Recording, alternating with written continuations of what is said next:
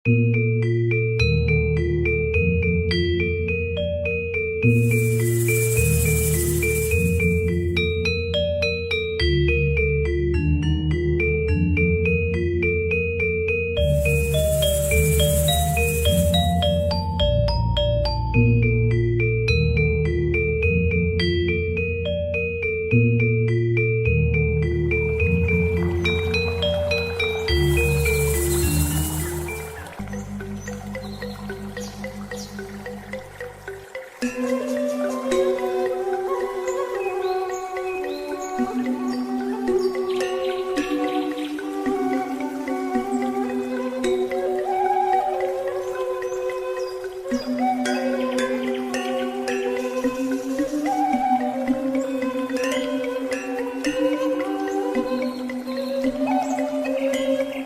semuanya, perkenalkan nama saya Tami Swastuti.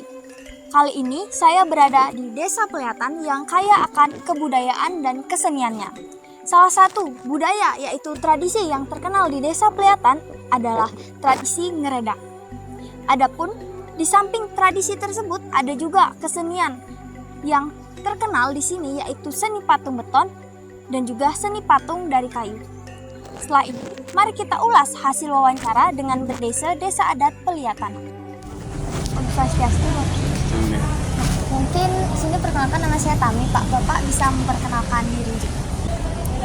Om Swastiastu, nama saya Ikut Sandi, jabatan Desa Bandesa Adat Desa Adat Peliatan.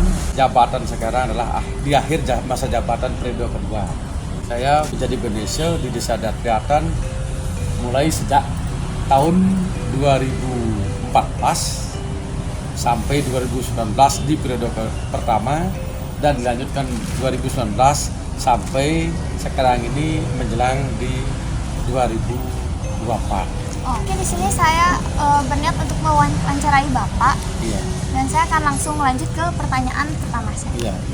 Untuk pertanyaan pertama di sini, dari Desa Peliatan itu sendiri, apakah ada asal usul mengenai Desa Peliatan? Ya, mengenai sejarah nama Desa Peliatan yang sudah dimuat di dalam awik-awik dan prarem Desa Adat Peliatan dan mungkin adalah di dalam profil Desa Peliatan bahwa sejarahnya adalah beliau seorang pendeta atau seorang brahmana yang berasal dari daerah Buruan Belabatuh Gianyar datang untuk bertempat tinggal di Desa Peliatan. Beliau memilih Desa Peliatan karena beliau adalah seorang brahmana yang mungkin punya kelebihan dan bisa meneropong dengan jenanyo tinggi bahwa melihat di atas wilayah Desa Peliatan itu adalah bersinar. Makanya beliau datang dari wilayah Buruan Belabatuh ingin mencapai wilayah tersebut. Ternyata daerah yang bersinar adalah di wilayah Desa Peliatan. Dan beliau datang ke Desa Peliatan bertempat di ujung utara Desa Peliatan sekarang yang disebut dengan daerah Gunung Sari. Nah, itu di sana adalah ada perbukitan. Nah, di sanalah beliau bertempat tinggal. Dan muncul nama Desa Peliatan adalah beliau tuh kesehariannya bertempat tinggal sana dengan berdiri dan memandang sepanjang ngelihat beliau ini Desa Peliatan. Nah, dari itulah muncul sepanjang mata melihat gitu. Maka muncullah Desa Peliatan. Lalu untuk pertanyaan keduanya, ini apakah terdapat perbedaan yang jelas atau nampak yang menjadikan Desa Peliatan ini berbeda atau spesial dari desa lainnya yang ada di Gianyar maupun di Bali? Ya. Kalau kami menyatakan perbedaan secara normatif ya tidak terlalu ada mencolok perbedaan antara desa adat yang satu dengan desa adat yang lain. Tapi kami di sini di Desa Peliatan adalah potensi punya ciri khas tersendiri. Yang kami menonjol di Desa Peliatan adalah tentang seni dan budayanya itu. Mungkin beda dengan yang lain adalah menonjolnya adalah dalam potensi seni dan budayanya. Ya, baik dari segi seni tabuh, seni tari, dan sedi patung, pamahat dan sebagainya. Saya pernah mendengar beritanya juga. Ya, sekitar 3 bulan yang lalu juga dari mahasiswa UNUD juga meneliti bahwa ada legong lanang. Itu sudah dimasukkan di daftar menjadi budaya tak benar. Itu sebagai budaya intelektual dan itu sudah didaftarkan di Kemendagri. Lalu saya lanjut ke pertanyaan ketiga. Ya. Untuk pertanyaan ketiga, dari info yang kami dapatkan, Desa Peliatan ini dinyatakan sebagai desa paling maju di Indonesia oleh Kementerian Desa Pembangunan Daerah Tertinggal dan Transmigrasi. Nah, apa yang menyebabkan desa ini bisa dinyatakan sebagai desa paling maju di Indonesia? Sebenarnya ini kan adalah desa dinas juga yang menjawab ya, tapi kami juga tidak terlepas bahwa kami di Desa Peliatan senioritas desa adat dan desa dinas. Nah, kebetulan di tahun-tahun belakang ini berturut-turut Desa Peliatan mendapat penghargaan bahwa Desa Peliatan termasuk desa dengan indeks pembangunan yang menonjol. Itu sudah masuk dalam urutan pertama di Indonesia secara nasional.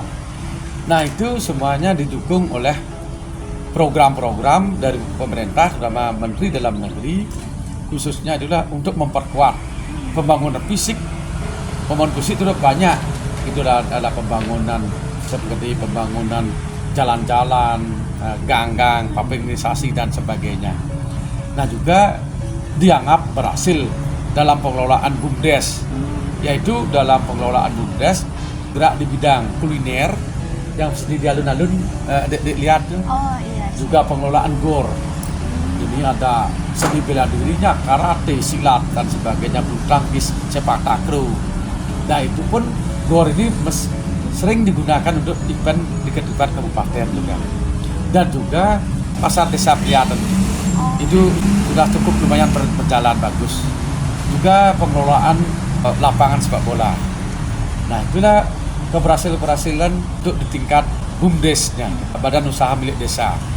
Dan juga tidak terlepas dari keberhasilan pengelolaan ekonomi masyarakat juga untuk membangkitkan perekonomian masyarakat dan memperkuat ekonomi masyarakat juga.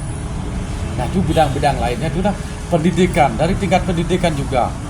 Kami di Desa Peliatan juga mengelola PAUD, ada 4 PAUD di Desa Peliatan, juga ada TK Hindu Negeri, ya.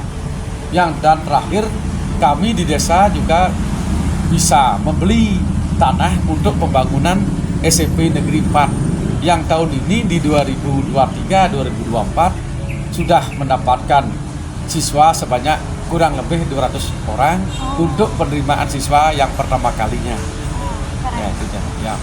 Dan dengan berkat peran serta pemerintah mendukung berdiri sebuah SMP negeri yang sekarang adalah untuk Kecamatan Ubud adalah SMP Negeri 4 Ubud. Dan dari segi kesehatan di Peliatan juga ada dengan bantuan dari pusat pembangunan Poskesdes Desa Peliatan yang dibeli oleh Desa Peliatan. Itu satu-satunya kesehatan yang didapatkan oleh Desa Peliatan. Mungkin daerah lain mungkin belum bisa. Dan itu pun di Desa Peliatan ada posyandu untuk anak balita, ada posyandu jiwa, ada posyandu lansia. Itu banyak posyandu. Juga ada senam ibu hamil juga. Nah, itu dari kesehatan banyak juga program-program yang sudah dilaksanakan. Saya lanjut ke pertanyaan selanjutnya, Pak. Ya. Menurut Bapak selaku Bendesa Desa Adat Peliatan, bagaimana caranya agar desa ini dapat terus dikenal dan eksis sebagai desa dengan objek wisata? Terkait dengan Desa Peliatan termasuk desa destinasi pariwisata, kami dari Desa Peliatan tetap dengan eksis. Satu adalah membina, mengembangkan dan melestarikan seni budaya yang ada di Peliatan, termasuk seni tabuhnya, seni tarinya. Seni tari ini adalah yang sakral dan ada yang seni tari biasa untuk dipentaskan kepada pariwisata. Termasuk ada legong keraton, legong lasem, juga ada tari kecaknya. Dan kebetulan di Peliatan ini ada sanggar. yang dibina oleh Guru Soekarno Putra ya, gitu. Dan termasuk Desa Priatan untuk membidang seni, kami tidak membentuk wadah yang disebut dengan Natya Sani. Itu pun orang-orang yang seni, baik pun dari seni tabuh, tari, pedalangan dan sebagainya.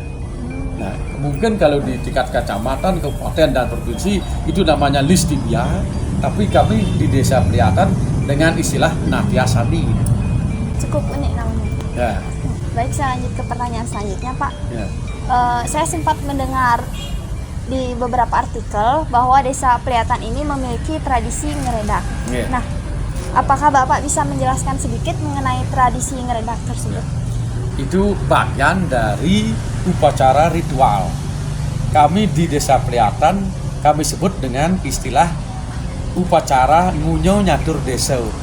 Ngunyo nyatur desa itu dalam hal ini adalah kami tujuannya adalah untuk menetralisir hal-hal negatif, utawi menangkal atau dibalik dengan menangkal bala atau hal-hal yang bersifat negatif. Karena kami di Desa Priatan memahami bahwa mulai yang disebut dengan sase genem adalah penuh dengan aura hal-hal negatif, atau mungkin kalau di kedokteran atau mungkin di daerah lingkungan itulah perubahan dari musim kering ke musim hujan. Nah, ini prosesinya adalah satu, bagi masyarakat atau pengempon atau banyar atau puro yang nyungsung pelawatan Ide Betara, pelawatan Barong, Rangno dan sebagainya, itulah ditedunkan atau diarak ke keliling desa, tapi dengan upacara pertama, upacara penedunan di masing-masing pura. Dan setelah selesai upacara nedunung di masing-masing pura, dilanjutkan dengan Ide Betara itu diiring ke pura dalam. Di pura dalam tujuan adalah agar para ide sesuunan pelawatan Barong dan Rangdo dan sebagainya itu dapat penugrahan dari Ide Betara dalam. Nah, inilah beliau inilah menetralisir di wilayah Desa Priatan untuk menghalau hal-hal negatif. Makanya ini di keliling desa, perjalanan keliling desa, dan dimulai dengan yang di arah timur. Di arah timur adalah dilaksanakan upacara yang disebut dengan pecaruan. Dilaksanakan yang sudah kami biasa laksanakan adalah dengan pecaruan ayam putih. Setelah prosesi upacara selesai di ujung timur desa, dilanjutkan ke arah selatan. Itu dilaksanakan di ujung desa, yaitu dengan upacara pecaruan ayam bing atau ayam merah. Prosesnya seperti yang di ujung timur. Setelah di ujung selatan selesai, dilanjutkan dengan di ujung barat dengan upacara proses yang sama, tapi upacaranya agak beda, itu dengan upacara caru ayam yang bersifat putih siungan. Ya, setelah prosesi selesai, dilanjutkan ke utara lagi, di ujung utara, tapi dengan perbedaan upacara adalah ayam hitam.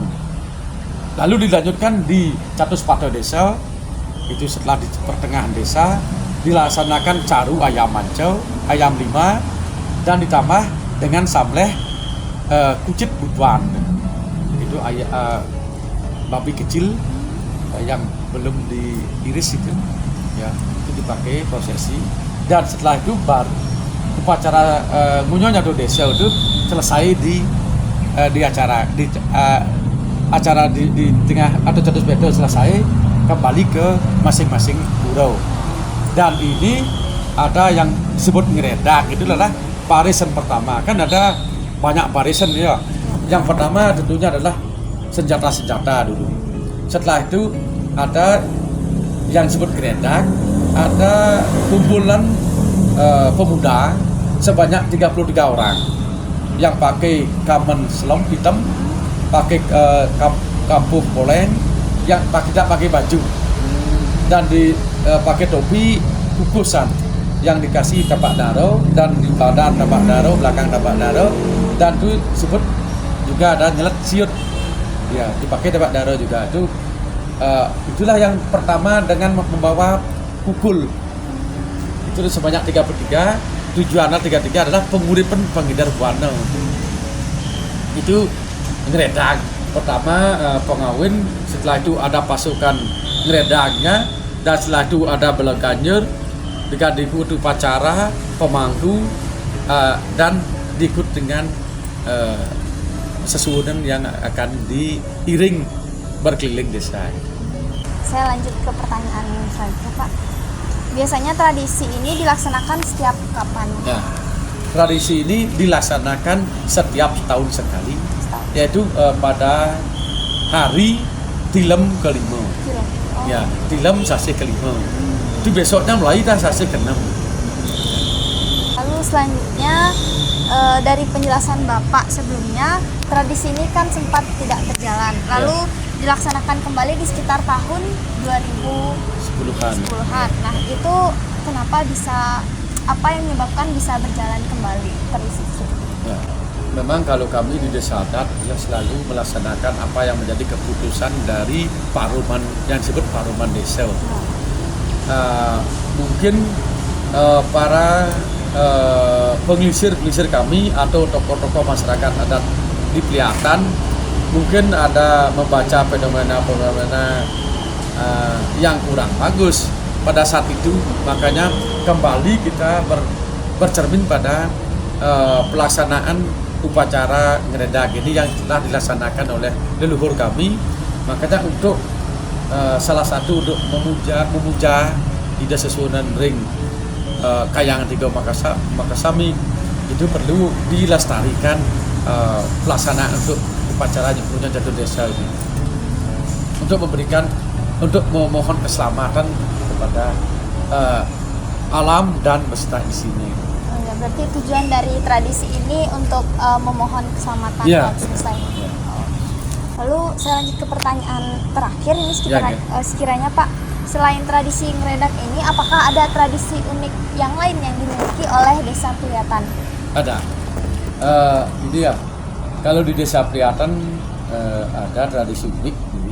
Satu adalah kami di salah satu banjar, kami kan di Desa Peliatan ada 12 banjar adat. Di salah satu banjar adat ini yang kami sebut adalah Banjar Tebesayo, itu melaksanakan pementasan tari calon arang yang sudah kami terima sebagai warisan dari turun-temurun. Itu dilaksanakan setiap 6 bulan sekali. Itu bertemu pada hari Redite Klion Pucut. Itu rutinitas kami laksanakan setiap 6 bulan sekali. Itu sudah merupakan warisan dari leluhur kami yang dilaksanakan di ujung Banjar Tebesayo, tepatnya adalah di Jabo Puro Dalam Buri. Tujuan tersebut adalah tetap seperti upacara-upacara lain adalah memohon keselamatan kepada alam dan berstaisi.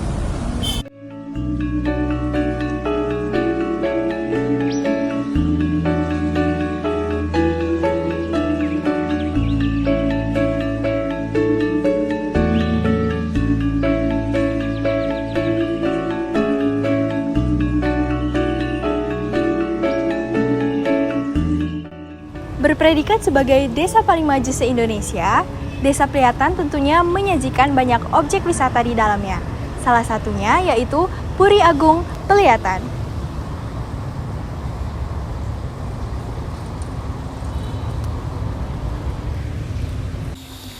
Terlepas dari banyaknya puri di Bali, Puri Agung Peliatan tentunya memiliki daya tarik tersendiri yang ditawarkan kepada para wisatawan. Dalam wawancara mendatang, kita akan mengulik lebih dalam terkait Puri Agung Peliatan. Om Swastiastu. Swastiastu. Sebelumnya perkenalkan, saya Putri dari Universitas Udayana. Baik. Mungkin sebelumnya dari Ratu boleh diperkenalkan diri terlebih dahulu. Ya. Nama kecil saya Cokorde Gede Putra Nindya. Saya itu juga sama dulu kuliahnya di Udayana pada waktu masih kuliah di Fakultas Hukum. Kemudian mulai tahun 2010 penginsir Puri Agung Pelihatan itu kan ini wafat beliau.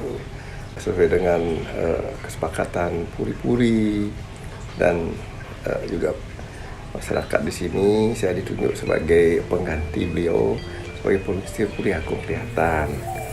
Mungkin saya bisa tahu terkait sejarah singkat dari Puri Agung Pelihatan nih, Kak. Ya, baik. Puri Agung Pelihatan ini dibangun oleh Raja Pelihatan yang bergelar Ida Dwi Agung Made. Kerajaan Lam Sekwati itu adalah dibangun pada waktu abad ke 16 itu oleh Ida Dwi Agung Anom Sirikan Dwi Agung Anom. Dia mempunyai putra 3. Yang pertama itu Dwi Agung Jambe, kemudian yang kedua namanya Degung Karno, yang ketiga namanya Dwi Agung Mayun. Nah, Dwi Agung Mayun ini punya putra 11, ya. Laki itu adalah 10 dan 1 perempuan. Nah, satu yang prami, yang pewaris itu adalah satu ibu. Itu pertama namanya Dwi Agung Gede, yang nomor 2 Dwi Agung Made, yang ketiga itu anak Agung Isi Mukhtar. Kemudian Dwi Agung Gede, Dwi Agung Made ini terjadilah sedikit perseteruan, tapi akhirnya satu-satunya senjata yang memang warisan utama di dalam Sekwati itu namanya Ida Segara Melayang, itu direbut oleh Dwi Agung Made, kemudian langsung dibawa ke Badung, langsung ke utara sampai ke Tegalalang dan sebagainya. Kemudian akhirnya beliau nyenat atau berhenti membuat puri kecil di sana di Tegalalang. Akhirnya beliau merasa terlalu jauh untuk memimpin suatu kerajaan. Nah, akhirnya beliau pergi ke selatan, tibalah di Pelihatan ini.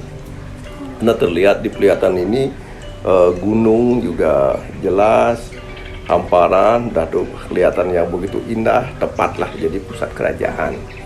Oleh Dwi Agung Made dibuatlah puri ketika itu di Pelihatan ini. Jadinya ada suatu komitmen. Baiklah, kerajaan Sekwati kita bagi 2. Yang pembatasnya itu adalah Patung Bayi yang dari Sakah itu ke selatan sampai ke laut di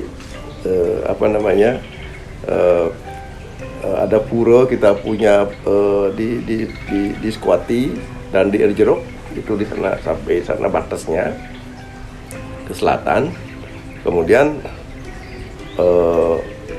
Dwi Agung Made ini dari batas selatan itu di Sakah itu Patung Bayi sampai di Batur. Kita kan di Puri itu sebagai Puri bukan lagi sebagai kekuasaan pemerintahan, tidak punya kekuatan politik lagi. Tidak hanya Puri sebagai pelestari budaya adat istiadat.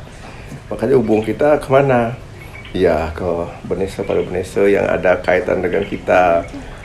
Udah itu kemudian dulu adat, itu para seniman, budayawan. Perlu Puri-puri itu tetap melestarikan budayanya, tradisinya masing-masing gitu loh. Apa yang tradisi masing-masing pertahankan sampai kapanpun sebisanya. Itu tentang cerita sejarah sedikit. Nah, sekarang tentang Puri Agung Pelihatan akhirnya menjadikan arti objek wisata adalah 2005 kita mulai katakanlah aktif seperti ini, kemudian mulai ramai lah katakan, kemudian tamu-tamu masuk dengan seperti itu. Puri Puri Agung Pelihatan ini yang notabene ini pusatnya di Pelihatan. Juga ada pada puri di sini, ada Puri Kaleran, ada Puri Mandala, ada Puri Kelodan, banyak sekali puri. Tapi di sinilah puri induknya. Induk ini ada katakanlah dibagi 3, kepala, badan, dan kaki. Kepala itu adalah tempat sembahyang kita, ya, namanya Merajan Agung. Di sana dibagi 5 blok lah, katakan 5 blok. Di paling luar namanya Jabo Sisi, tengah Jabo Tengah, Merajan Agung, Merajan Alit, dan Taman. Kalau kalau khusus untuk Jabo Tengah, Jabo Sisi, Jabo Agung itu 3 itu adalah sifatnya umum. Arti di sana tidak ada luhur yang di sana yang tidak. Semua posisi berada di Merajan Alit. Makanya siapapun Merajan Agung itu bisa muspa sembahyang. Kalau badan itu adalah tempat hunian para keluarga puri. Artinya tempat tinggalnya kita lah. Ada dibagi 3, barat, tengah, dan timur. Masing-masing barat, tengah, timur, masing-masing katakanlah bagian ini dibagi 4 blok. Semua punya nama yang berbeda. Di sini sebut barat itu Serenkauh, ya.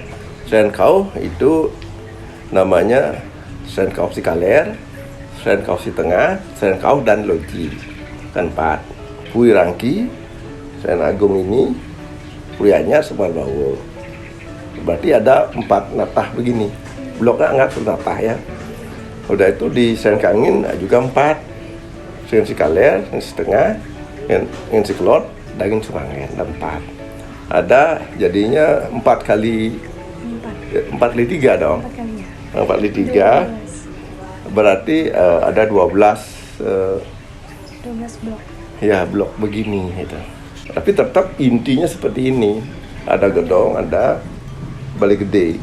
Nah, itu yang di sini balai loji daun, loji dangin, dong sari itu namanya. Ini masing-masing punya nama lah. Artinya seluruh daripada balai-balai yang ada di sini itu semua ada fungsinya. Kemudian lanjutkan dulu lagi sedikit adalah kaki. Kaki itu adalah Sumangen dan Ancasaji. Kalau umpama ada kematian, ada keluarga besar yang meninggal, dibuatkan plebon yang dilakukan di Sumangen, ya. Itu Ancasaji itu gunanya untuk tempat ini penerima tamu, aktivitas budaya, pementasan, kepentingan sosial dan sebagainya. Kemudian ada alun-alun sebenarnya. Ya, kita kan bicaranya zaman kuno, ya. Alun-alun ini di depan adalah berfungsi sosial untuk kepentingan masyarakat, beraktivitas sana. Ya, berubah jadi pameran, menjadi itu kan perkembangan namanya. Kemudian ciri daripada adanya puri ya beringin itu. Seperti sekarang kalau ada artinya kegiatan upacara ya odalan atau orang kawin, ya didengar sebagai bukti bahwa ada acara itu dikentongin, diberingin itu. Gitu. Nah, itulah ceritanya. Makanya kalau secara umum di Pelihatan, Catuspata ini sebagai dasar, sebagai pusat sebenarnya yang dimiliki oleh Desa Adat Pelihatan. Yang kita ketahui kan Bali ini sudah banyak dikenal dengan memiliki puri-purinya juga. Yeah. Nah, mungkin dari Puri Agung Pelihatan ini ada ciri khas tersendiri yang akhirnya menarik para wisatawan, mungkin dari arsitekturnya atau dari ada tradisi yang ditampilkan di sini akhirnya menjadi daya tarik untuk wisatawan untuk akhirnya berkunjung ke Puri Agung Priatan ini, Kak? Ya, ada dua hal yang perlu ditekankan di sini ya. Puri Agung Priatan ini sebenarnya adalah miniatur daripada Bali. Kenapa saya bilang miniaturnya Bali? Tokoh-tokoh daripada klan, atau artinya istilahkan kan masyarakat Bali itu banyak ada gini ya, ada kata keturunan lintihan, ada yang pandai, ada yang pasak, ada yang macam-macam, semua ada di sini.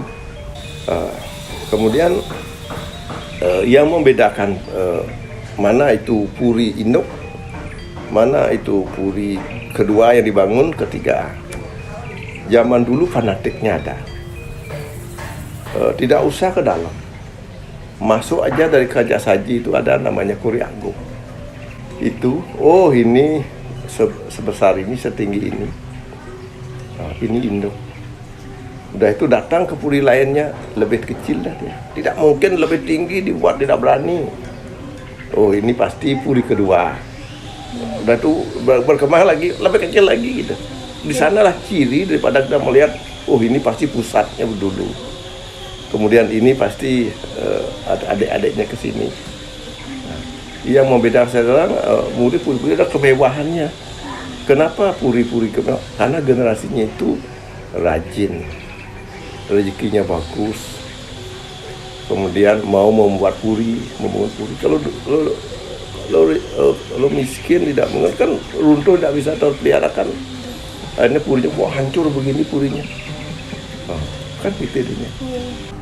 Tadi juga sempat disinggung di pemerintahan modern ini kan mungkin fungsi raja sudah nggak sepenuhnya sebagaimana mestinya seperti dulu itu. Nah, mungkin bisa dijelasin sedikit aja terkait fungsi raja saat ini dan hubungannya dengan masyarakat seperti apa aja? Iya, kita tidak punya lagi kekuasaan seperti dulu sebagai pusat pemerintahan. Komitmen kita tidak melihat itu lagi, baik itu Brahmana, Ksatria, Waisya, Sudra, tidak melihat itu lagi. Itu kan secara jabatan formal. Tapi kalau di bawah puri, dia harus tetap melestarikan kewajiban-kewajibannya sebagai orang puri. Itu hanya melestarikan budaya agar tidak punah ke depannya. Itu hanya tujuan. Karena tidak ada lagi kita punya kekuasaan apa, memerintah orang, tidak bisa. Gitu. Dan kita sekarang hanya bisa seperti tadi melestarikan budaya, melakukan suatu katakan memenuhi kelengkapan apa yang belum ada di masyarakat, kita lengkapi semua. Ada yang dicari ke puri itulah ya. Apa itu? Apa yang diwaris oleh leluhur kita, lestarikan. Siapa yang melestarikan? Ya generasinya dia.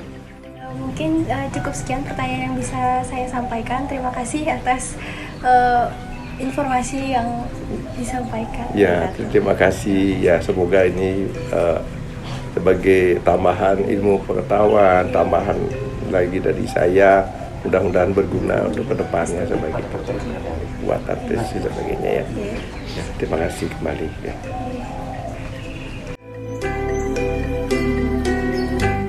Bali dengan julukannya sebagai Pulau Seribu Pura tentu memiliki beragam jenis pura. Salah satunya adalah Pura Kayangan Tiga. Setiap desa di Bali memiliki Pura Kayangan Tiganya masing-masing.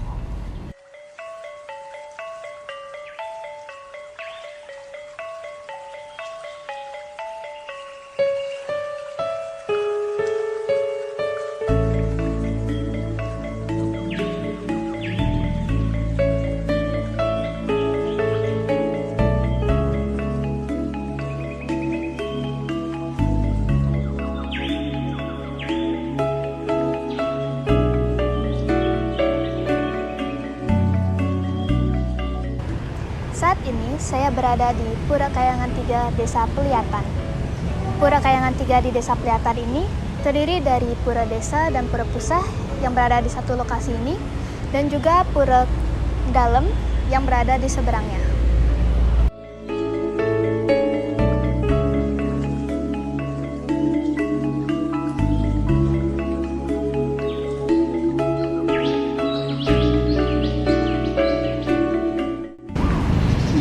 Perkenalkan, Dian wawancara mengenai Pura Kayangan 3 di Desa Pliatan. Mungkin Rumahku bisa memperkenalkan diri terlebih dahulu. Titiang iki jero mangku sen titiang Wayan Susila Maya Riki ring Pura Desa Gede Pliatan gitu. Om Swastiastu. Yang talar pengayah Riki ring Pura Desa Gede Pliatan. Pastan titiang rumangku Iputu Junaidi. Yang benar titiang ring banyak turno Pliatan. Seperti yang kita ketahui ya, kalau setiap desa di Bali punya Pura Kayangan 3 masing-masing tiap desanya. Saya bertanya gitu, mungkin bisa dijelaskan mengenai perbedaan yang Pura Kayangan 3 di sini sama di desa-desa lainnya. Ya, semua. Mungkin Pura Kayangan 3 seperti diketahui nika desa pusah dalam akeh ring Pura Kayangan 3 tiosan menawi genahne dada siki punika desa pusah sarang dalam punika wonten riki ring Pliatan desa pusah nika nampak genahne talak wonten metiosan riki khusus ring pura desa rika ring pura pusah indek genah pura dalam iki bedauh ring Selat Margi konten kenten talar riki ring desa adat Pliatan dalamnya wenten kalih dalam agang siki pus punika talar wenten pura dalam puri laning setrone talar wenten kalih yen riki khusus ring pura desa Baliagung menika menten pewidang riki talar ring pusat tiwas riki niki berdoa. Tolong dijelaskan mengenai struktur atau pembagian area di Pura Kayangan 3 di sini. Kita pelinggih-pelinggih utamanya yang ada di pura di sini. Pelinggih kalau Kayangan 3 punika mungkin untuk di pura Pura desa Desa mantan wau menawi dan pelinggih akeh riki ring pura desa. Kaping pertama rika Padmasana wenten Gedong Meru Tumpang 5 talar wenten riki Gedong Andau, Gedong Sinab, Gedong Sari, Gedong Pasaren, Taksu, talar Gedong Arco, Linggo Arco punika wenten Linggih Ratu Nganten, talar Ratu Minyak punika. Nggih menika ini pelinggih ring Pura Desa Gede. Untuk Pura Pusah Ini ring Pura Pusah nika duaning nika metiosan pengemuang talar pemangkunnya wenten talar rika menawi sane pinih pascat indek punika pemangku rika Pura dalamnya Di dalamnya talar tiwas talar wenten pengemuang pengemuang tiwas talar. sempat saya lihat juga di desa sebelah Tegas Kanginan ya. Iya. Itu kan Pura Kayangan 3-nya jadi satu ya, pura desa Pura Pusah pura dalamnya. Terus untuk di Desa Pliatan ini yang saya lihat kan Pura Pusah sama Pura Desanya jadi satu lokasi. Pura dalamnya di sebelah sana ya. Seberang. Itu tuh ada alasannya kah kenapa bisa pisah? Alasannya mungkin ini karena desa adatnya banyak pengemuangnya. masing-masing ada yang mengemuangnya itu di Pura Desa juga ada, di Pura Pusah lain, di Pura Dalam ada lagi pengemuangnya banyak. Mengenai upacara piodalan di Pura Kayangan 3 niki itu Kan karena jatuhnya berbeda-beda ya, pura dalam, pura pusat sama pura desa ya. Untuk feodalannya itu kapan ya upacara feodalan itu jatuh itu? Oh, untuk pikir yang pura desa sarang di pura pusat nikah bersamaan udah yang Purnama Kapat nih. purnama kapat. Kalau untuk di pura dalam nikah ngarkasih madan sio. Pura dalam gede. Kalau pura dalam puri ngarkasih tamir. Tambir.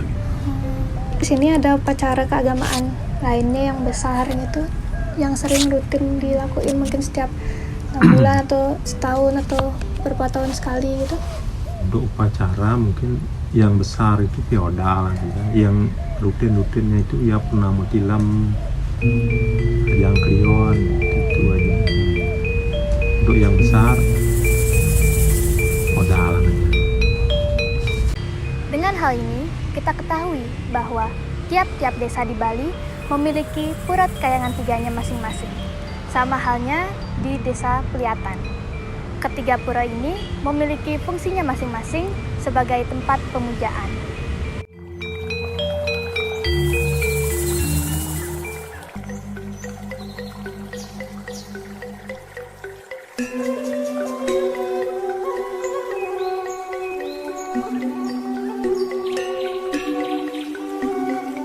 Halo semuanya, sekarang kita berada di salah satu pengrajin seni patung beton yang ada di Desa Peliatan. Saat ini kita akan mewawancarai salah satu pengrajin karya seni patung beton yang ada di Desa Peliatan. Om Swastiastu Bapak, perkenalkan nama saya Adrian. Saya dari mahasiswa Teknologi Informasi Fakultas Teknik Universitas Udayana.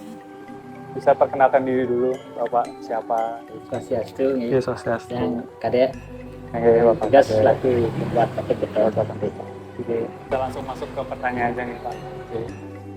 Terkait sejarah nih ke Pak, gimana terkait sejarah patung beton nih ke bisa sampai masuk ke Desa Peliatan gitu? Kalau sejarah nih kan paling yang ngobrol kenal itu kan paling 2000 berapa nih kan, 2000-an nih 2000. Tapi yang membuatnya nih dari awal 2005 udah mulai buat patung beton. Oh, Nike dari 2005 cara pembuatannya seperti apa nih Pak? Yang pertama kan dari besi, bangke, rangka itu,